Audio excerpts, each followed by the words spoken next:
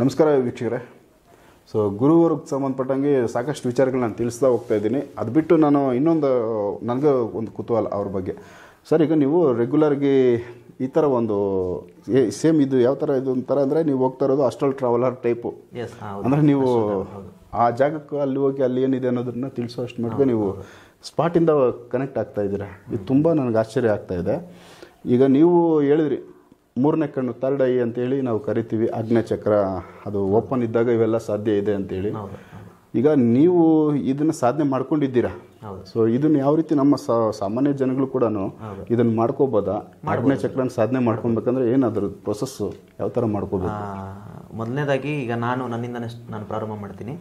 ಮೊದಲನೇದಾಗಿ ನಾನು ಹೆಂಗೆ ನಾನು ಕಲಿತೆ ಅಂತಂದರೆ, ನಾನು ಯಾವುದೂ ಕ್ಲಾಸಸ್ಗೆ ಹೋಗಿಲ್ಲ. ಮೆಡಿಟೇಷನ್ ಫೀಲ್ಡ್ ಆಗಲಿ, ರಿಕ್ಕಿ ಆಗಲಿ ಯಾವುದು ನಾನು ಹೋಗಲಿಲ್ಲ. ಕಾರಣ ಹೆಂಗೆ ನಾನು ತಿಳ್ಕೊಂಡಿರೋದು ಮೇನ್ ರೀಸನ್ ಇಷ್ಟೇ. ನನಗೆ ಅದು ಸ್ವಯಂ ನನಗೆ ಆಲ್ರೆಡಿ ಬರ್ತು ಪವರ್ ಅದು ಬಂದಿದೆ ಅಂತಂದಾಗ, ಅದನ್ನು ನಾನು ಗುರುತಿಸ್ಕೊಂಡಾಗ ಅದನ್ನು ನಾನು ಇನ್ನೊಂದಷ್ಟು ಬೆಳವಣಿಗೆ ಮಾಡ್ಕೊಂಡು ಹೋಗೋಣ ಅಂತೇಳಿ ಒಂದು ದೇವಿ ಅಥವಾ ಒಂದು ಸ್ವಾಮಿ ನಾನು ಸೆಲೆಕ್ಷನ್ ಮಾಡಿಕೊಂಡು ದೇವರಿಂದ ಅದನ್ನು ನಾನು ಸಾಧನೆ ಮಾಡ್ತಾ, ದೇವ್ರನ್ನ ಫಸ್ಟ್ ಸಾಧನೆ ಮಾಡಿ ಆ ಮಂತ್ರಶಕ್ತಿಯಿಂದ ಈ ನನ್ನಲ್ಲಿ ಉಟ್ಕೊಂಡಿರೋಂಥ ಸ್ವಯಂ ಶಕ್ತಿ ಏನಿದೆಯಲ್ಲ, ಈ ಆಜ್ಞಾಚಕ್ರ ಅನ್ನೋದು ತಡೆ ಇದೆಯಲ್ಲ, ಅದನ್ನು ನಾನು ಲಗಾಮ್ ಹಾಕಕ್ಕೆ ಸ್ಟಾರ್ಟ್ ಮಾಡಿ ಅದನ್ನು ತಿಳ್ಕೊಂಡು ಅದನ್ನು ಅರ್ಥ ಮಾಡಿಕೊಂಡು ಅದು ಹೇಗಿದ್ರೆ ಒಳ್ಳೇದು, ಹೆಂಗೆ ತೊಗೊಂಡೆ ಒಳ್ಳೇದು. ಕೆಲವ್ರ ಹತ್ರ ನಾನು ಸಜೆಷನ್ ತೊಗೊಂಡಿದ್ದೀನಿ, ಇಲ್ಲ ಅಂತಲ್ಲ, ಅದು ಒಪ್ಕೊಂಡು ಓಪನ್ ಆಗಿ ಹೇಳ್ತೀನಿ. ಅದನ್ನು ಹೆಂಗೆ ಮಾಡ್ಬೋದು ಏನು ಅಂತೆಲ್ಲ ತಿಳ್ಕೊಂಡ್ಮೇಲೆ ಕೆಲವೊಂದು ಬುಕ್ಗಳೆಲ್ಲ ಇದೆ. ಅದಕ್ಕೆಲ್ಲ ನಾನು ಸ್ವಂತ ಸ್ಟಡಿ ಮಾಡಿದ್ದೀನಿ, ಎಲ್ಲ ಮಾಡಿದ್ದೀನಿ. ಬಟ್ ಸ್ವಂತ ಎಕ್ಸ್ಪೀರಿಯೆನ್ಸ್ ಅನ್ನೋದು ತುಂಬ ಮುಖ್ಯ ಆಗುತ್ತೆ. ಅದರಲ್ಲಿ ಹೋಗ್ತಾ ಹೋಗ್ತಾ ಹೋಗ್ತಾ ಏನಾಗುತ್ತೆ, ಅದು ನಾವು ಮಂತ್ರಶಕ್ತಿಯಿಂದನೇ ಆ ಶಕ್ತಿಯಿಂದನೇ ನಮಗೆ ಏನು ಮಾಡಬೇಕು, ನೆಕ್ಸ್ಟ್ ಏನು ಅಂತ ತಿಳಿಸ್ತಾ ಹೋಗ್ತದೆ. ಅದೇ ಶಕ್ತಿನೇ ತಿಳಿಸ್ತಾ ಹೋಗುತ್ತೆ. ನೀನು ಹಿಂಗೆ ಮಾಡು, ಇದೇನೇ ಸರಿ, ಅದೇ ಸರಿ ಅಂತ ತಿಳಿಸ್ತಾ ಹೋಗುತ್ತೆ. ಈಗ ಮೊದಲನೇದಾಗಿ ಈಗ ಒಂದು 15-16 ವರ್ಷದ ಒಳಗಡೆ ಮಕ್ಕಳುಗಳು ಯಾರು ಗಂಡು ಮಕ್ಕಳಾಗಲಿ ಹೆಣ್ಮಕ್ಳಾಗಲಿ ಯಾರೇ ಆಗಿರ್ಬೋದು, ಹೆಣ್ಮಕ್ಳಿಗೆ ಬೇರೆ ಥರ ಬರುತ್ತೆ, ಗಂಡು ಮಕ್ಕಳಿಗೆ ಬೇರೆ ಥರ ಬರುತ್ತೆ. ಎಲ್ಲನೂ ಒಂದೇ ಸೇಮ್ ಪ್ರೊಸೀಜರೇ, ಬಟ್ ವಿಧಾನಗಳು ಸ್ವಲ್ಪ ಚೇಂಜಸ್ ಇರುತ್ತೆ. ವರ್ಜಿನಿಟಿ ಅಂತ ಇದ್ದಾಗ ಮಕ್ಕಳುಗಳು ಯಾರೇ ಆಗಿರ್ಬೋದು, ಆ ಟೈಮಲ್ಲೇ ಅವರು ಪಾಸಿಟಿವ್ ಆಗಿದ್ದು ಮೆಡಿಟೇಷನ್ನು ಅಂತ ದೇವರು ಅದು ಇದು ಅಂತೆಲ್ಲ ಸ್ವಲ್ಪ ಚೆನ್ನಾಗಿದ್ದಾಗ ಅವ್ರಿಗೆ ಮೂಲಾಧಾರ ಚಕ್ರ ಅಂತ ಏನಿದೆಯಲ್ಲ, ಆ ಚಕ್ರ ಅವ್ರಿಗೆ ಸ್ವಲ್ಪ ಅನುಭವನ ತೋರಿಸ್ತಾ ಹೋಗುತ್ತೆ. ಅನುಭವ ಆಗೋ ಥರ ತೋರಿಸ್ತಾ ಹೋಗುತ್ತೆ. ಅದು ಹೆಂಗೆ ಅಂತಂದರೆ, ಈಗ ವರ್ಜಿನ್ ಇಲ್ಲಿ ಇರೋರು ಅವರು ಏನಂತಾರೆ, ಆ ವಯಸ್ಸಿಗೆ ಬರೋ ಟೈಮಲ್ಲಿ ಅಂದರೆ ಈಗ ನಮ್ಮಲ್ಲಿ ಈಗ ಆಲ್ಮೋಸ್ಟ್ ಇದು ನಮ್ಮ ಜನಗಳಿಗೆ ಗೊತ್ತಿದೆ. ವರ್ಜಿನ್ ಅನ್ನೋದು ಆ ವರ್ಡು ತುಂಬ ಈಕ್ವಲ್ ಎಲ್ಲರಿಗೂ ಅರ್ಥ ಆಗಿಬಿಡುತ್ತೆ. ಯಾಕಂದರೆ ಇನ್ನೂ ಅವರು ಅವರ ಒಂದು ಎಲ್ಲ ಶಕ್ತಿನ ಕಾಪಾಡ್ಕೊಂಡಿರ್ತಾರೆ. ಹಾಗಾಗಿ ದೇಹ ಬಂದು ತುಂಬ ಆಕ್ಟಿವ್ ಇರುತ್ತೆ. ಏನಂತಂದರೆ ಆ ವೀರ್ಯ ಅಂತ ಏನಿದೆ ನೋಡಿ, ಅದು ತುಂಬ ಮುಖ್ಯ ಆಗುತ್ತೆ. ಅದರಲ್ಲಿ ಮೂಲಾಧಾರ ಚಕ್ರ ಯಾವಾಗಲೂ ಶುದ್ಧಿ ಆಗಬೇಕು. ಅಲ್ಲಿ ಗಣೇಶ ಅವರು ಮತ್ತು ಲಕ್ಷ್ಮಿ ಅವ್ರದ್ದು ಶಕ್ತಿ ಅಲ್ಲಿ ತುಂಬಿರೋದ್ರಿಂದ ಮೂಲಾಧಾರ ಯಾವಾಗಲೂ ಶುದ್ಧಿಯಾಗಿರಬೇಕು. ಒಳ್ಳೆದನ್ನ ಯೋಚನೆ ಮಾಡಬೇಕು. ಅದು ಕೇಳೋದು ಇಷ್ಟೇ, ನಾನೇ ಒಳ್ಳೆದನ್ನ ಯೋಚನೆ ಮಾಡ್ತಿರೋದು. ಸ್ಟ್ರೆಸ್ ಜಾಸ್ತಿ ತೊಗೊಂಡ್ಬೇಡ. ಯಾವುದನ್ನು ಲೋಕದಲ್ಲಿರೋ ಪ್ರಪಂಚದಲ್ಲಿರೋದು ಯೋಚನೆಗಳು ಯಾವುದು ನಿನಗೆ ಬೇಡ. ನಿನ್ನ ಮನೇಲೇ ಸಮಸ್ಯೆ ಇದೆಯಾ, ಅದ್ರ ಬಗ್ಗೆ ನೀನು ಪರಿಹರಿಸ್ಕೊ. ಅದು ಚಿಂತೆ ಬೇಡ. ಖುಷಿಯಾಗಿರೋ, ನನ್ನನ್ನು ನಂಬು. ನನ್ನನ್ನು ನಂಬಿದ್ದಾಗೆ ನಾನು ಗೈಡೆನ್ಸ್ ಮಾಡೋಕ್ಕೆ ಹೋಗ್ತೀನಿ ಅಂತ ಅನ್ನೋಕ್ಕೆ ಅದು ಅದಷ್ಟೇ ವಿಷಯಗಳನ್ನ ನಾವು ಕೆಲವೊಂದು ನಾವು ಬದಲಾವಣೆ ಮಾಡ್ಕೊಳ್ಳೋದು ಅಂತ ಇರ್ತವೆ. ಮೂಲಾಧಾರ ಚಕ್ರ ಆಕ್ಟಿವೇಶನ್ ಆಗ್ತಿದ್ದಂಗೆ ಡೈರೆಕ್ಟ್ ಕನೆಕ್ಷನು ಒಂದು ಸ್ವಲ್ಪ ಮಟ್ಟಿಗೆ ಒಂದು ಸ್ಪಾರ್ಕ್ ಅನ್ನೋದು ಸ್ಟಾರ್ಟ್ ಆಗುತ್ತೆ ಆಜ್ಞಾಚಕ್ರಕ್ಕೆ. ನನ್ನ ಎಕ್ಸ್ಪೀರಿಯನ್ಸ್ ಮೇಲೆ ಬೇರೆ ಯಾರಾದರೂ ಏನಾದರೂ ಬೇರೆ ಥರ ಕಲ್ತಿರ್ಬೋದು ಅವ್ರ ಕ್ಲಾಸ್ಗಳಲ್ಲಿ, ಬಟ್ ನನ್ನ ಎಕ್ಸ್ಪೀರಿಯನ್ಸ್ ಮೇಲೆ ನಾನು ಹೇಳ್ತಿರೋ ರೀತಿ ಮೂಲಾಧಾರ ಆಕ್ಟಿವೇಶನ್ ಆಗ್ತಿದ್ದಂಗೆ ಅದು ಮೇಲೆ ಸೀದಾ ಹೋಗಿ ಆಜ್ಞಾಚಕ್ರಕ್ಕೆ ಒಂದು ಇಂಟ್ ಕೊಡುತ್ತೆ, ಒಂದು ಸಿಗ್ನಲ್ ಅನ್ನೋದು ಕೊಡುತ್ತೆ. ಅದ್ರ ಕಾರಣ ಏನು ಅಂತ ನಾನು ತಿಳ್ಕೊಂಡಿರೋದ್ರಿಂದ ಆಜ್ಞಾಚಕ್ರ ಆಕ್ಟಿವೇಶನ್ ಆಗಿ ಅದರಿಂದ ನಾವೇನೋ ಸೀನ್ಗಳು ನೋಡ್ತೀವಿ, ವಿಷನ್ಸ್ ಬರ್ತಿದೆ ಅಂತಂದರೆ ಬೇರೆ ಎಲ್ಲ ಚಕ್ರಗಳನ್ನೂ ನಾವು ಮೇಂಟೈನ್ ಮಾಡ್ಕೊಳ್ಳೋದು ಅಥವಾ ಅದನ್ನು ಆಕ್ಟಿವೇಶನ್ ಮಾಡ್ಕೊಳ್ಳೋಕೆ ಏನು ದೋಷ ಆಗ್ತಿದೆ ಆ ಚಕ್ರಗಳಲ್ಲಿ, ಅದಕ್ಕೆ ಏನು ನಾವು ಕೊಡಬೇಕು, ಅದನ್ನ ಏನು ಮಾಡಬೇಕು, ಹೆಂಗೆ ಆಕ್ಟಿವೇಶನ್ ಮಾಡ್ಕೊಂಡು ಹೋಗ್ಬೇಕು ಅನ್ನೋಂತಾನೆ ಅದೆಲ್ಲ ಅದಕ್ಕೂ ಏನೇನು ಕೊಡ್ತಾ ಇದೆ ಎಲ್ಲನೂ ತಿಳ್ಕೊಳ್ತಾ ನಾವು ಏನು ಮಾಡ್ತೀವಿ, ಆ ವೀರ್ಯನ ಕಾಪಾಡ್ತಾ ನಮಗೆ ಆ ವೀರ್ಯ ಅನ್ನೋದೇ ನಮಗೆ ಒಂದು ಮೋಟ್ರಿಗೆ ಪೆಟ್ರೋಲ್ ಹಾಕ್ದಂಗೆ. ನಾವೆಷ್ಟು ಶೇಖರಣೆ ಮಾಡಿ ಇಟ್ಕೊಂಡು ಹಿಂದಿನ ಭಾಗಕ್ಕೆ ನಾವು ನಾಡಿಯಿಂದ ಕಳಿಸ್ತಿರ್ತೀವಲ್ಲ, ಅದು ಹೋಗ್ತಾ ಜರ್ನಿ ಮಾಡ್ತಾ ಒಂದೊಂದೇ ಚಕ್ರನ ಅದ್ರ ಜೊತೆಗೆ ನಮ್ಮ ನಡವಳಿಕೆಗೆ, ನಮ್ಮ ಬುದ್ಧಿ, ನಮ್ದೆಲ್ಲ ಸ್ವಭಾವಗಳು, ಮತ್ತೆ ನಾವು ಮಾಡ್ತಿರೋಂಥ ಒಳ್ಳೆ ಕಾರ್ಯಗಳು, ಮತ್ತೆ ದೇವರು ಅಂತ ನಂಬುವಂಥದ್ದು ಎಲ್ಲಾನು ಸಾತ್ವಿಕವಾಗಿರ್ಬೇಕು, ಬೇಕೇ ಬೇಕು. ಎಲ್ಲದನ್ನು ಒಟ್ಟಿಗೆ ಇರಬೇಕು. ಒಂದು ಸಾಧು ಆದಾಗ್ಲೇ ಎಲ್ಲ ಬಿಟ್ಟು, ಸಾಧು ಆದಾಗ್ಲೇ ಎಲ್ಲ ಆಸೆನೂ ಬಿಟ್ಟು ಎಲ್ಲನೂ ಬಿಟ್ಟ ಮೇಲೆ ಅವನು ಪಡ್ಕೊಳಕ್ಕಾಗೋದು. ಸಾಧನೆ ಒಂದೊಂದಕ್ಕೂ ಒಂದೊಂದು ವಿಧಾನಗಳಿದೆ, ಅದು ತಿಳಿಸ್ತಾ ಹೋಗ್ತೀನಿ ನೆಕ್ಸ್ಟ್ ಎಪಿಸೋಡ್ ಬೇಕಾದ್ರೆ. ಇಷ್ಟು ನಾನು ತಿಳ್ಕೊಂಡಿರೋದು.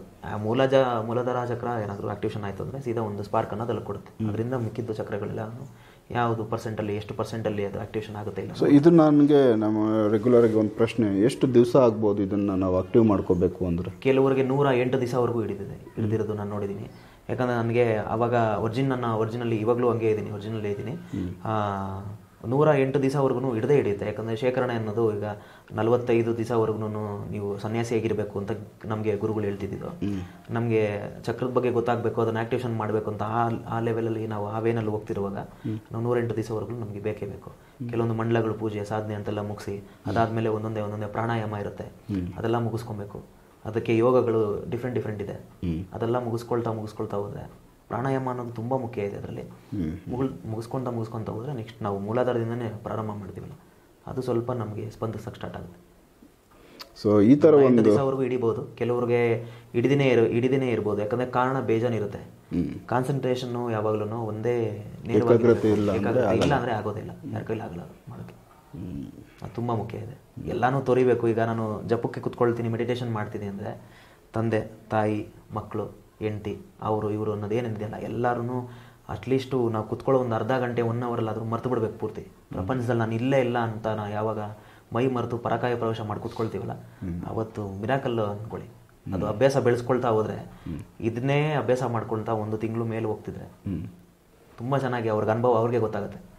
ಟೀಚ್ ಮಾಡೋಕ್ಕೆ ಯಾರಾದರೂ ಕಷ್ಟ ಅನ್ಸಂತಾರೆ, ಅದನ್ನು ಟೀಚ್ ಮಾಡೋಕ್ಕೆ ಯಾರೊಬ್ರು ಬೇಕು.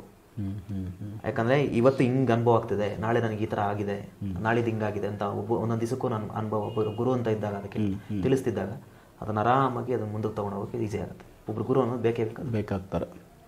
ನಾನು ಆಲ್ರೆಡಿ ಗೌತಮ್ ಅಂತ ಒಬ್ಬ ಹುಡುಗನಿಗೆ ಅವನು ಇದೇ ಥರನೇ ಮೋಹಿನಿ ಕಾಟ ಇತ್ತು, ಅದನ್ನು ಉಚ್ಚಾಟನೆ ಮಾಡಿ, ಆ ಶಕ್ತಿ ಏನಿದೆ ಉಚ್ಚಾಟನೆ ಮಾಡಿ ಅವನ್ನ ಸರಿ ಮಾಡಿ ಅವರು ರಾಯರ್ನ ಪ್ರೀತಿ ಮಾಡ್ತಾರೆ, ಹುಡುಗ ಕೂಡ ರಾಯರ್ನ ಪ್ರೀತಿ ಮಾಡ್ತಾರೆ. ಇವಾಗ ಅವ್ರಿಗೆ ಆಲ್ರೆಡಿ ಆಕ್ಟಿವೇಶನ್ ಇತ್ತು.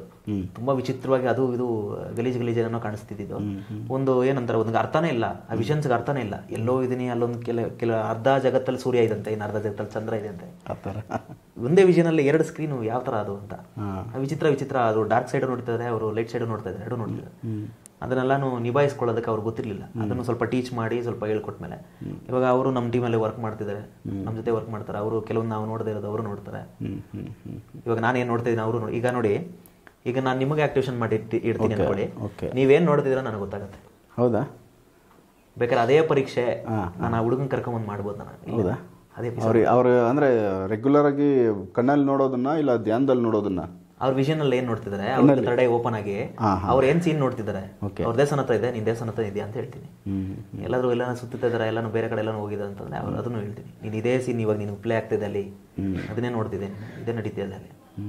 ಈ ಥರದ್ದು ನಾನು ಆಲ್ರೆಡಿ 2-3 ಜನಕ್ಕೆ ಮಾಡಿದ್ದೀನಿ. ಓಕೆ, ತುಂಬ ಕುತೂಹಲ, ತುಂಬ ಒಂದು ಡಿಫ್ರೆನ್ಸ್. ನಮಗೆ ರೆಗ್ಯುಲರ್ ಇಲ್ಲದೆ ಇರೋ ಥರದ್ದು ಕಂಟೆಂಟ್ ಇವೆಲ್ಲ, ಬಟ್ ಇವೆಲ್ಲ ನಡೀತಾ ಇದೆ, ಇವೆಲ್ಲ ಸಾಧನೆ ಮಾಡ್ಕೊಂಡಿದ್ದಾರೆ, ನಮ್ಮಲ್ಲೇ ಇದ್ದಾರೆ ಈ ಥರದ್ದವರು ಅನ್ನೋದನ್ನು ನಾನು ನಮ್ಮ ಮೀಡಿಯಾ ಮುಖಾಂತರ ತೋರಿಸ್ತಾ ಇದ್ದೀನಿ. ಸೊ ಈ ಥರದ್ದೊಂದು ವ್ಯಕ್ತಿಗಳು ನಮ್ಮಲ್ಲಿ ಇನ್ನೂ ಹೆಚ್ಚಿನ ಸಾಧನೆ ಮಾಡಿರೋರು. ಯಾಕಂದರೆ ನಮ್ಮ ಭಾರತೀಯ ಪರಂಪರೆ ಬಂದು ಅಷ್ಟು ಈಸಿಯಾಗಿ ಸಿಂಪಲ್ಲಾಗಿಲ್ಲ. ತುಂಬ ಅದನ್ನು ಎಷ್ಟು ಜನ್ಮಗಳು ಬಂದ್ರೂ ಅದನ್ನು ತಿಳ್ಕೊಳ್ಳೋಕೆ ಕಷ್ಟ ಆಗುತ್ತೆ. ಅಷ್ಟು ವಿದ್ಯೆಗಳು ನಮ್ಮಲ್ಲಿ ಇದ್ದಾವೆ. ಸೊ ಅವುಗಳ ಬಗ್ಗೆ ನಮ್ಗೆ ಜ್ಞಾನ ಇಲ್ಲ, ಹಂಗಾಗಿ ನಾವು ಅದನ್ನು ನಂಬ್ತಾ ಇಲ್ಲ. ಆ ಜ್ಞಾನಗಳನ್ನ ಪಡ್ಕೊಂಡಾಗ ಈ ಥರದ್ದೆಲ್ಲ ನಮ್ಮಲ್ಲಿ ಇದಾವ ಈಗಲೂ ಅನ್ನೋ ಥರ ಇದ್ದಾವೆ. ಬಟ್ ಈಗಿನ ಮಾಡ್ರನ್ ಪ್ರಪಂಚಕ್ಕೆ ಆ ವಿದ್ಯೆಗಳಿಂದ ಏನು ಅವಕಾಶ ಇದಿಲ್ಲ, ಏನೋ ಅದನ್ನು ಬಳಸ್ಕೊತಾ ಇಲ್ಲ, ಅದ್ರ ಜ್ಞಾನ ಇಲ್ಲ. ಹಾಗಾಗಿ ಎಲ್ಲ ನಮ್ಮ ಎಜುಕೇಷನ್ ಸಿಸ್ಟಮ್ ಚೇಂಜ್ ಆಗೈತೆ. ಇದ್ರ ಬಗ್ಗೆ ಮಕ್ಕಳು ಕಲಿಯೋದಕ್ಕೆ ಒಲವೂ ಇಲ್ಲ, ಅದನ್ನು ಕಲಿಸೋರು ಇಲ್ಲ. ಸೊ ಯಾರೋ ಕೆಲವರು ಮಾತ್ರ ಈ ವಿದ್ಯೆಗಳನ್ನ ಕಲ್ತ್ಕೊಂಡಿದ್ದಾರೆ. ಸೊ ಅವರು ಹಂಗೆ ಕಾಪಾಡ್ಕೊತ ಬಂದಿದ್ದಾರೆ. ಸಾಕಷ್ಟು ಮುಚ್ಚೋಗಿದ್ದಾವೆ, ಇರೋದ್ರಲ್ಲಿ ಕೆಲವೊಂದಷ್ಟು ವಿದ್ಯೆಗಳು ನಮ್ಮ ಕಣ್ಮುಂದೆ ಇದ್ದಾವೆ. ಸೊ ಇನ್ನೊಂದಷ್ಟು ಬೇರೆ ವಿಚಾರಗಳನ್ನ ನಾನು ಗುರು ಅವ್ರ ಜೊತೆ ಮಾತಾಡ್ತೀನಿ. ವೀಕ್ಷಕರೇ ನಮಸ್ಕಾರ.